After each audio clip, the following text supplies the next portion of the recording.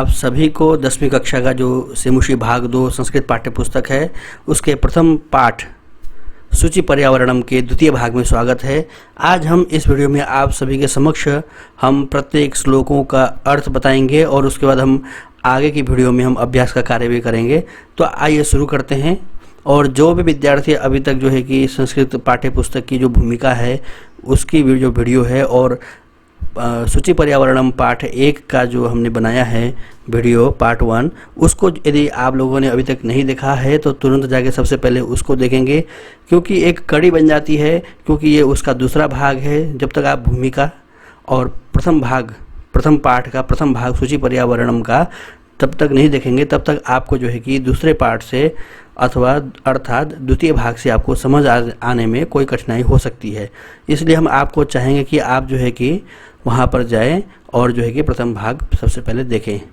और वीडियो शुरू करने से पहले हम चाहते हैं कि जो विद्यार्थी आप लाभान्वित हो रहे हैं, आप जो है कि लाभ ले रहे हैं, यदि वे जो है कि इस चैनल को सब्सक्राइब नहीं किया है तो सब्सक्राइब कीजिए और आप जो है कि अपने लाइक और कमेंट अवश्य छोड़ें, ताकि हम आगे भी आपके इच्छा के अनुसार, आपके जो है कि मन के अनुसार हम उसमें परिवर्तन करके जो है कि हम अच्छे से अच्छा जो है कि हम यहाँ पर प्रोडक्ट निकाल सकें। अर्थात आपको जो है कि नए नए पाठों में अथवा आने वाले पाठों में आपको जो है कि अच्छे से अच्छा हम जो है कि कंटेंट आप उपलब्ध करवाएं। इसके लिए जो है कि आपको क्या करना पड़ेगा, आपको लाइक करना पड़ेगा और कमेंट भी करना पड़ेगा। ठीक है, तो आइए शुरू करते हैं। सबसे पहले देखिए, पहला जो श्लोक है ये है, महानगर मध्ये चलदनिशं कालायास चक्रम मनः शोषयत् तनुः पेशयत् भ्रमति सदा वक्रम दुर्दान्तैर्दशनैरमुना स्यान्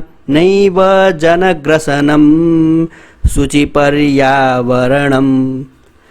ये जो श्लोक अभी हमने उच्चारण किया ये क्या है, इस पाठ का पहला श्लोक है। ठीक है, तो हम जो है कि पहले श्लोक के जो है कि बारे में जानते हैं आगे।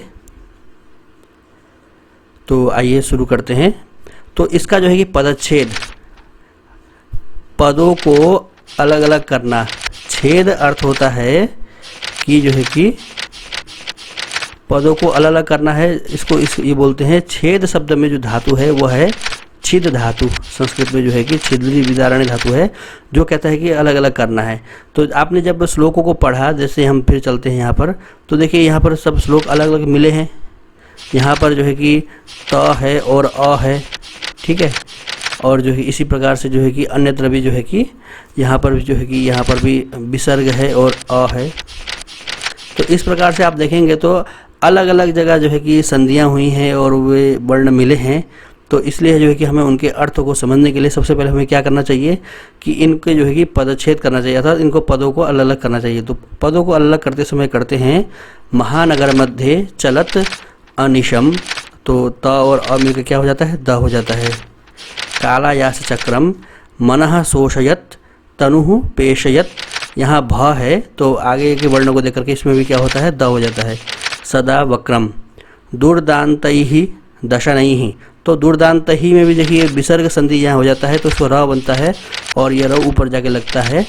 इस प्रकार से दुर्दान्त दशनैः बनता है। यहाँ पर भी विसर्ग है दशनैः में, यह भी जो है कि अ के साथ मिला हुआ होता है, इसलिए र बन जाता है। पदच्छेद का यही फायदा है कि आप संस्कृत के जो जितने भी शब्द हैं उनको भिन्न भिन्न रूप से आप जान पाते हैं। स्यात् न एव जनग्रसनम, ये पदच्छेद है पहले श्लोक का। तो यहाँ पर स्यात् और न में भी, त और न में भी देखेंगे कि यहाँ पर दो ऐसा बन जाता है, डबल न हो जाता है, स्यान् नहीं हो जाता है। इसमें भी जो संधि होती है, तो इन संधि के बारे में हम अलग से एक जो वीडियो बनाएंगे व्याकरण के विषय में, उसमें हम चर्चा करने वाले हैं। यहाँ पर हम केवल पदच्छेद को लेकर आगे चलने वाले हैं और उस श्लोक का अर्थ क्या है उसके बारे में हम विशेष व्याख्या करेंगे। आइए चलते हैं आगे। अब आइए इनका अर्थ अनुभव पढ़ते हैं। महानगर में अनिशम चलत, अनिशम मतलब दिन रात चलते हुए, कालायास चक्रम मतलब कारखाने, गाड़ियाँ क्या करते हैं, सब जितने भी लोहे से बने हुए काम हम जो ले रहे हैं 24 घंटे, वे हमारे मन का शोषण करते हैं। तनु मतलब शरीर का जो है कि शरीर को पीसते हैं, पीस रहा है। और सदा वक्रम हमेशा जो है कि टेढ़ा चल रहा है। अमुना चक्रेण, इस चक्र के द्वारा, इसके जो चक्र के जो दुर्दान्त ही दशनैः, एकदम कठोर एकदम कठिन दांत ही, इसके जो है कि दांतों से जो है कि दसन ही, दस रहा है ऐसा न हो, लोगों को जो है कि ग्रास बना रहा है ये न हो, इसलिए ये जो है कि श्लोक कह रहा है कि नहीं होना चाहिए। न स्यात् जनग्रसनम, इसका भाव हिंदी में पढ़ते हैं, क्या अर्थ है संस्कृत में पढ़ते हैं, फिर उसके बाद हम हिंदी में पढ़ेंगे। महानगरों में निर्बाध गत्या यंत्राणी यानानि च चलन्ति, महानगरों में निर्बाध गति से यंत्रों और यान जो है कि गाड़ियाँ चलते हैं। एतानि यंत्राणि यानानि च मनसः शोषणं कुर्वन्ति, ये जितने भी यंत्र चलते हैं और गाड़ियाँ चलती हैं सब जो है कि मन का शोषण करते हैं। शरीरस्य पेषणं कुर्वन्ति, जब गाड़ियाँ चलते हैं हम उनमें चलते हैं तो हमारे शरीर में भी जो है कि शरीर में पीस जाता है। सुबह निकलेंगे और शाम को जो है कि आप घर लौटेंगे तो महानगरों में जो है कि आपका शरीर भी पिसा हुआ जैसा लगता है। सर्वदा वक्रगत्या भ्रमन्ति च, अब देखिए हमें यहाँ से यहाँ जाना है, ठीक है, लेकिन यहाँ से हम सीधे नहीं जा पा रहे हैं। अब यहाँ से इधर, इधर से इधर से इधर से ऐसे जा करके वक्र गति से, टेढ़े गति से जो है कि हम जा रहे हैं। जिससे कि आपको पता है मैं दिल्ली की बात कर रहा हूँ, मुंबई की बात कर रहा हूँ, चेन्नई की बात कर रहा हूँ, तो वहाँ सीधे हम कहीं जा नहीं पाते हैं। ऐसी नगर व्यवस्था होती है कि हमें घूम के जाना होता है तो वहाँ पर टेढ़ा होता है। गाँव घर में क्या है कि यहाँ से यहाँ जाना है, खेतों से जो है छलांग मारी और पहुँच गए। इस प्रकार से महानगरों में नहीं होता है। कभी ये कह रहे हैं एतेषां यानानां चक्राणां च प्रबलैः दशनैः, इन यानों के और चक्रों का प्रबल मतलब एकदम बल के साथ जो दशन हो रहा है, जनग्रसनम यथा न स्यात् तथा आचरणम करणीयम, ये जो है कि जो यंत्र हैं और यान हैं इनके जो दांत रूपी जो इनके प्रबल जो हमें दस रहे हैं, जनता का जो जनता रूपी ग्रसन को, जो जनता रूपी ग्रास को ये जो है कि अपने दांतों से जो चबा के खा रहे हैं, ठीक है ना, मतलब हमें जो है कि ये ले डूब रहे हैं, तात्पर्य ये है। तो ऐसा ना हो इसके लिए क्या करना चाहिए, इस प्रकार का आचरण करना चाहिए। तो वह आचरण कैसे संभव है, तो कहते हैं अतः कभी स्वच्छम वातावरणम प्रतिगच्छेम इति वदति, जब हम स्वच्छ वातावरण में जाएंगे तो हम स्वतः हम जो है कि यंत्र और यान से हम दूर हट जाएंगे, तो वे ना हमारा शोषण कर पाएंगे ना हमारा पेषण करेंगे, मतलब हमें पीसेंगे, तो हम इनके जो है कि शिकार नहीं बन पाएंगे। ठीक है, अब यहाँ पर आप इस श्लोक का हिंदी में अर्थ देखेंगे। यहाँ जीवन कठिन हो गया है, महानगर में जीवन कठिन हो गया है, प्रकृति ही शरण है, वास्तव में प्रकृति ही शरण है। पर्यावरण शुद्ध हो, महानगरों में दिन रात चलता हुआ लोहे का पहिया मन को सुखाता है, मन शोषित का अर्थ है शरीर को पीसता हुआ सदा टेढ़ा घूमता है। इन भयानक दांतों से मानव का विनाश नहीं हो, ऐसा हमें आचरण करना चाहिए। यह जो है कि पहले श्लोक का अर्थ है। अब दूसरा श्लोक दीजिए। कज्जल मलिनम धूमम मुंचति शतशकटीयानम बाष्पयानमाला संधावति वितरन्ति ध्वानम यानानां पंक्तयो ह्यनन्ताः कठिनं संसरणं शुचिपर्यावरणम। यह दूसरा श्लोक है, इसके बारे में हम जानते हैं। इसका पदच्छेद अन्वय पदच्छेद देखिए। कज्जल मलिनम धूमम मुंचति शतशकटीयानम बाष्पयानमाला संधावति वितरन्ति ध्वानम यानानां पंक्तयः हि अनंताः कठिनम संसरणम। हम पुनः एक बार जो है कि पहले श्लोक में लौटते हैं, दूसरे मतलब इसके श्लोक में लौटते हैं। तो यहाँ पर देखिए, यहाँ पर म होता है इसका पदच्छेद में, मतलब जो मेन शब्द है इसको भी जो है कि ये हो गया है।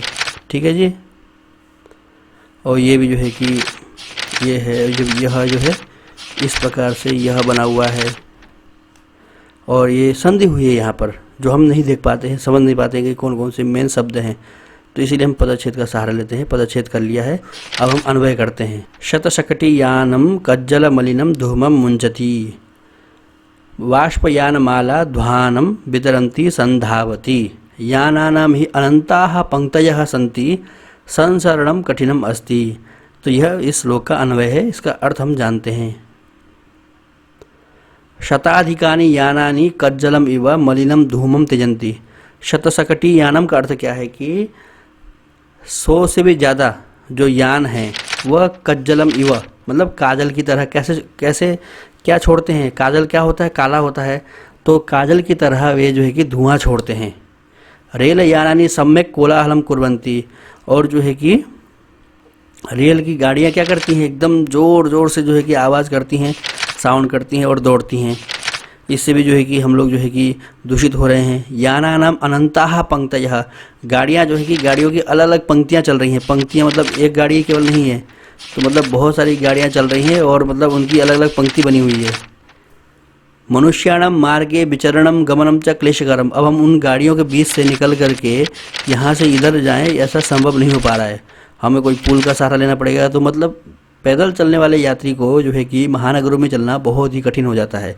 अतः स्वच्छम पर्यावरणम प्रतिगच्छामः, इसलिए कवि कहते हैं कि इसीलिए हमें जो है कि स्वच्छ पर्यावरण के पास जाना चाहिए, स्वच्छ पर्यावरण के प्रति लौटना चाहिए, अथवा हम इन महानगरों में पर्यावरण की सुरक्षा हमें करनी चाहिए। यह कवि का तात्पर्य है।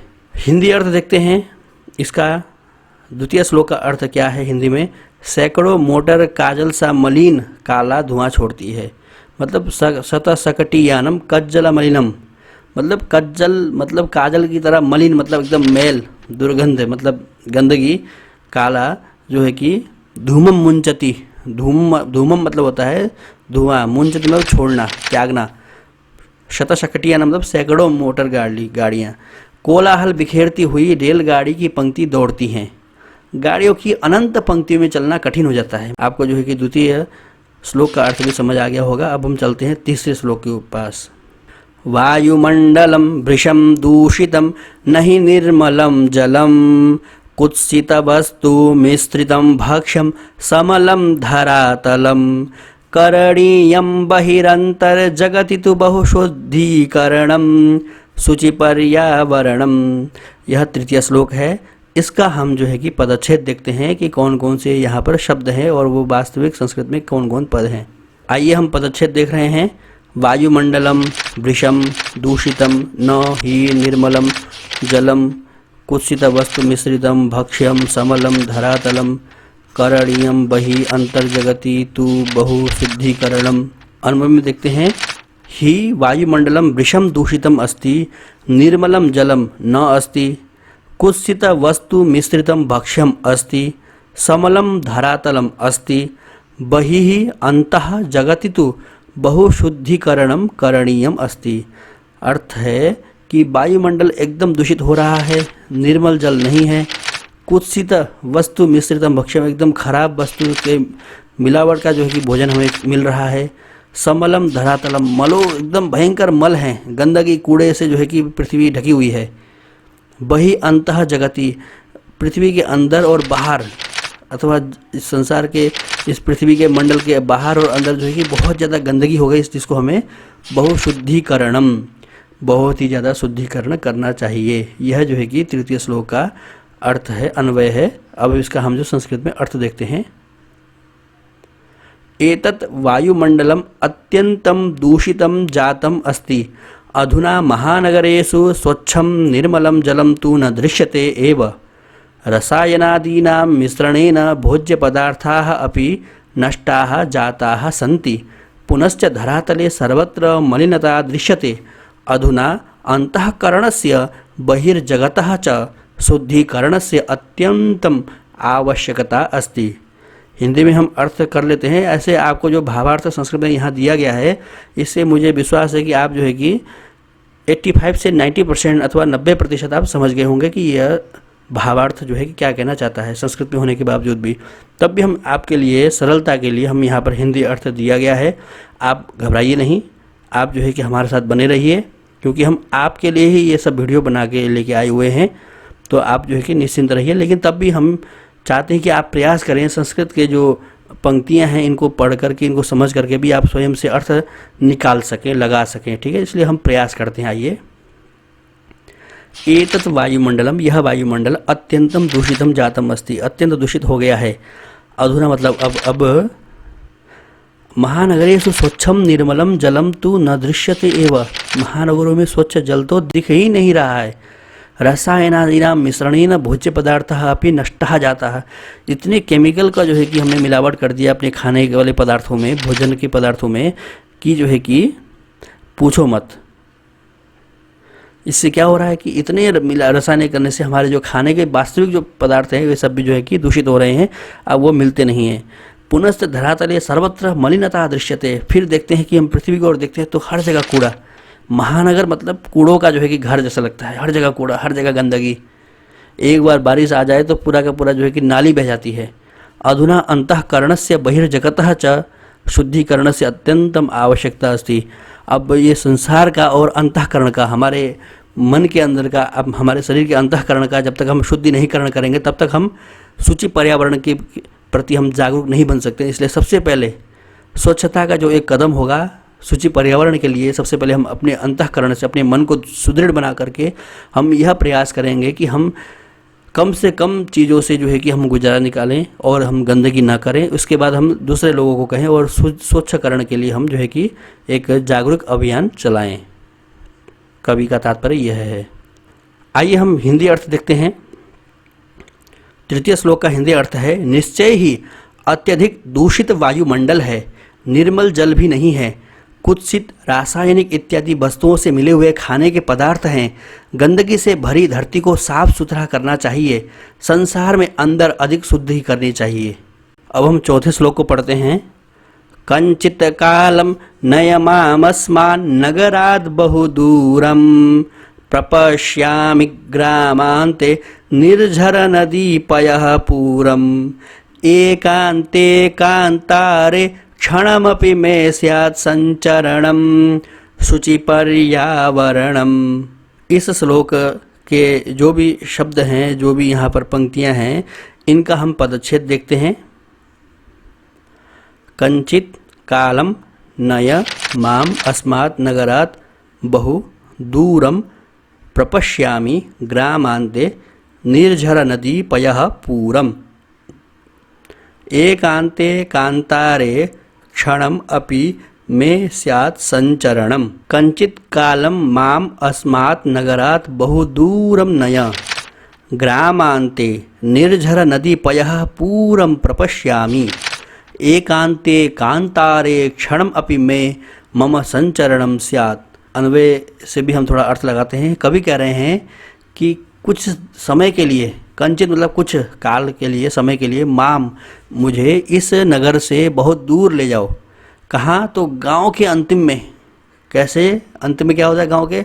निर्झर, झरना बहती है नदी की, और उस नदी से जो बड़े बड़े तालाब, एकदम नदियों से भरा हुआ, पानी से भरी हुई नदियाँ मिलती हैं, तो उनको देखने का मेरा मन है। जो पहाड़ों के जो है कि हिमालय से पहाड़ों से जो है कि झरते हुए झरनों से नदी जो है कि नीचे आती है, और वह नदी कैसी है? पूरा भरा हुआ है, एकदम शुद्ध, सफा, स्वच्छ, उसको देखना मैं चाहता हूँ। एकांते कांतारे, एकांत जंगल में जो है कि कुछ समय में संचरण, घूमना चाहता हूँ। यह ऐसा कवि जो है कि चतुर्थ श्लोक के माध्यम से हमें बता रहे हैं सूची पर्यावरण के बारे में। इसका हम संस्कृत में अर्थ लगाने का प्रयास करते हैं। कवि वदति यत् माम अस्मात् नगरात् स्वल्पाय कालाय बहु दूरम नयतु। मुझे इस नगर से कुछ समय के लिए बहुत दूर ले जाओ। तत्र अहम झरान नदी ही पुष्करिणी ही च पश्यामि। मैं झरनों को, नदी को और पुष्करिणी को मैं वहाँ देखता हूँ। यदि अस्माकम एकांते वन प्रदेशे क्षणकालम यावत् अपि विचरणं भवति तर्हि मम महान आनंदः भवेत्। कुछ समय के लिए मैं एकांत में जंगल में यदि मैं घूमूं, विचरण करूं, तो मुझे बहुत ज़्यादा आनंद मिले। अतः शुचि पर्यावरणं प्रति गंतुम प्रयत्नं कुर्मः। इसलिए शुचि पर्यावरण के प्रति जाने का हमें प्रयास करना चाहिए। अर्थात सर्वत्र स्वच्छम वातावरणम निर्मामः, मतलब हमें हर जगह स्वच्छ वातावरण का निर्माण करना चाहिए। आइए हम इसका हिंदी अर्थ देखते हैं। हमारे नगर से बहुत दूर कुछ समय के लिए मुझे दूर ले जाओ। गांव की सीमा पर झरने, नदी और जलाशय देखता हूँ। क्षण भर भी एकांत अकेले में वन में मेरा घूमना हो अथवा चलना हो। यह चतुर्थ श्लोक की पंक्तियों का अर्थ है। अब हम चलते हैं पांचवें श्लोक के अर्थ के ऊपर कि पंचम श्लोक क्या कहता है और उसका पदच्छेद, अन्वय और उसकी व्याख्या।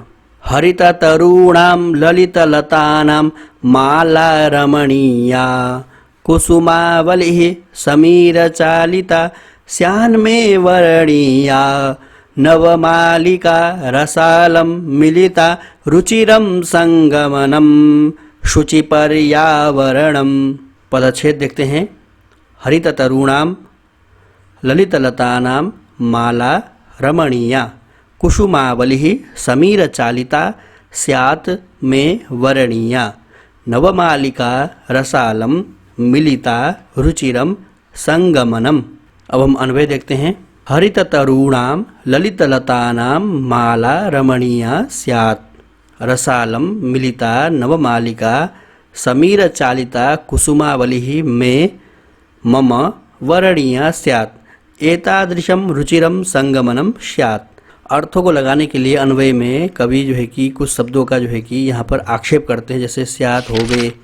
मेम अर्थ क्या होता है? मे के जो है 2-3 अर्थ होते हैं, चतुर्थी, द्वितीया और षष्ठी में अर्थ रखते हैं, लेकिन यहाँ का जो मे है वह मम अर्थात षष्ठी का अर्थ है। इसको बताने के लिए ब्रैकेट में मम लिखा, एतादृशम और स्यात्। तो इस प्रकार से अर्थों को जो है कि पूर्ण बनाने के लिए कवि जो है कि कुछ शब्द जो है कि आक्षेप करके, मतलब जो शब्द इस श्लोक में न दिए गए हों उनको भी हम लेके आना पड़ता है। ऐसा हिंदी में भी होता है, किसी भी लिटरेचर में, क्योंकि कवि जो है कि श्लोकों के माध्यम से जब लिखता है तो श्लोकों में लय, छंद, गति मिलाना होता है, तो वह जो है कि संक्षिप्त में लिखते हैं। तो इसका जो है कि हम विस्तृत अर्थ करते हैं, तो अर्थ करने से पहले हम जो है कि अन्वय करते हैं। अब हम इसका जो है कि संस्कृत में अर्थ समझते हैं। वने हरित वृक्षाः स्युः, जंगल में हरे वृक्ष हैं होवे, तेषां माला इव आवलिः स्यात्, उनकी मालाओं की तरह एक जो है कि समूह हो जाए। यस्याः मालायाः दर्शनेन अत्यंतम आनंद भवेत्, जिन उस वृक्षों की माला को देखने के बाद क्या है एकदम आनंद आ जाए। तथैव उत्तमानां लतानां अपि माला स्यात्, ऐसे ही अलग अलग लताओं की जो है कि माला भी वहाँ पर हो। वृक्षाणाम् उपरि लतानां दर्शनम आनंद प्रदायकम भवेत्, अर्थात वृक्षों के ऊपर लताओं के देखने का जो आनंद है वो भी हमें मिले। तत्र आम्र वृक्षेषु फलानां दर्शनेन, वहाँ पर जो है कि आम के वृक्षों पर जो आम का फल लगे तो उसको देख करके, और उसके साथ साथ उसमें फूलों के भी दर्शन हो, पुष्पों के दर्शन जो है कि क्या से हो, आनंद प्रदायकम होते हैं होवे। ताः समीर चालिताः कुसुमावलयः मम द्वारा वर्णन कर्तुम योग्यः स्युः, वहाँ पर जो है कि हवा से चालित जो कुसुम फूलों का जो है कि आवली है, समूह है, वह जो है कि मेरे द्वारा वर्ण करने योग्य होवे। एतादृशम मनोहरम संगमनम बने स्यात्, क्योंकि जंगल में इस प्रकार का मनोहर संगम हमें देखने को मिलता है। कवि जो है कि स्वच्छ वातावरण के प्रति जाने के लिए कवि अपनी अभिलाषा व्यक्त करते हैं। आइए हम पंचम श्लोक का हिंदी अर्थ देखते हैं। मेरे हरे पेड़ों की और सुंदर लताओं की रमणीय माला चुनने योग्य हैं, हवा से चली गई हिली हुई फूलों की पंक्ति वर्णीय है, मिली हुई नवमालिका और आमों का सुंदर संगम हो, ऐसा कवि पंचम श्लोक में चाहते हैं। छठा श्लोक हम देखते हैं। अयि चल बंधो खगकुल कलरव गुंजित वन देशम पुरकलरव संभ्रमित जनेभ्यो धृत सुख संदेशम चाकचिक्य जालम नो कुर्याज्जीवित संहरणम शुचि पर्यावरणम। इसका हम पदच्छेद देखते हैं। अयि चल बंधो खगकुल कलरव गुंजित वन देशम पुरकलरव संभ्रमित जनेभ्यः धृत सुख संदेशम चाकचिक्य जालम नो कुर्यात् जीवित रसहरणम। अन्वय देखते हैं। अयि बंधो खगकुल कलरव गुंजित वन देशम चल पुरकलरव संभ्रमित जनेभ्यः धृत सुख संदेशम तादृशम वन प्रदेशम चल चाकचिक्य जालम जीवित रसहरणम नो कुर्यात्। भावार्थ देखते हैं। हे बांधवाः भ्रातरः यत्र पक्षिकुल समूहानां कलरवेण गुंजायमानः वनप्रदेशः अस्ति तत्र भवन्तः चलन्तु। जहाँ पक्षियों के कुल समूहों का कलरव हो, गुंजायमान हो, मतलब ध्वनि गुंजित होती रहे, जहाँ पर ऐसे वन प्रदेश की ओर हम चलें और आप सब भी चलें। यह वन प्रदेशः नगरस्य कलरवेण संभ्रांत जनानां कृते सुख संदेशम धृत्वा स्थितवान अस्ति। कैसा वन प्रदेश? जो नगर के जो कोलाहल कलरव ध्वनि से जो है कि संभ्रांत जनों का, जो नगर में महानगरों में रह कर के वहाँ की पोल्यूशन और साउंड पोल्यूशन जितने भी कोलाहल है उससे जो है कि संभ्रांत हो गए, उससे जो है कि बोर हो गए, उनसे जो है कि जीवन से छुटकारा पाना चाहते हैं, ऐसे लोगों के लिए जो है कि सुख संदेश धारण करके जो है कि जो स्थितवान अस्ति जो है वन प्रदेश, ऐसे उस वन प्रदेश की ओर भवन्तः आप सब चलें। एतत् चाकचिक्य जालम, चकाचौंध भरी दुनिया, जिसका अर्थ है जीवन रसस्य अपहरणम कुर्यात्, जीवन का जो वास्तविक अर्थ है इसका अपहरण कर रही है ये जो दुनिया है। तस्मात् प्राक् एव स्वच्छम वातावरणम प्रति भवन्तः चलन्तु, हमारा जो है कि जीवन का रस यह चाकाचौंध वाली जो दुनिया है यह अपहरण करे, इससे पहले ही हम जो है क्या करें कि वातावरण के प्रति हम चलें, अर्थात स्वच्छस्य वातावरण से निर्माणम कुर्वन्तु, कि हमें एक स्वच्छ वातावरण का निर्माण हमें करना चाहिए। हिंदी में अर्थ देखते हैं। अरे भाई, पक्षियों के समूहों की आवाज़ से गुंजित वन प्रदेश में चल, शहर के शोर से भ्रमित लोगों के लिए सुख संदेश को धारण करो, चकाचौंध भरी दुनिया को जीवन के आनंद रस को चुराना नहीं चाहिए। यह छठे श्लोक का अर्थ है। अब इस श्लोक का हम पाठ करते हैं और इसको हम देखते हैं। यह हमारे पाठ का सबसे अंतिम श्लोक है। प्रस्तरतले लता तरुगुल्मा नो भवन्तु पिष्टाः, पाषाणी सभ्यता निसर्गे स्यान्न समाविष्टा, मानवाय जीवनं कामयेनो जीवन्मरणं शुचि पर्यावरणम। पदच्छेद देखते हैं। प्रस्तरतले लतातरुगुल्माः नो भवन्तु पिष्टाः, पाषाणी सभ्यता निसर्गे स्यात् न समाविष्टा, मानवाय जीवनम कामये नो जीवत मरणम। इस श्लोक का अन्वय देखते हैं। लतातरुगुल्माः प्रस्तरतले पिष्टाः नो भवन्तु, पाषाणी सभ्यता निसर्गे समाविष्टा न स्यात्, मानवाय जीवनम कामये जीवन मरणम नो कामये। संस्कृत में इसका भावार्थ हम जानते हैं। शीलाखंडानाम अधः लताः वृक्षाः लघुपादपाः च पिष्टाः न भवेयुः। भावार्थ को हम जानते हैं। शीलाखंडानाम अधः लताः वृक्षाः लघुपादपाः च पिष्टाः न भवेयुः।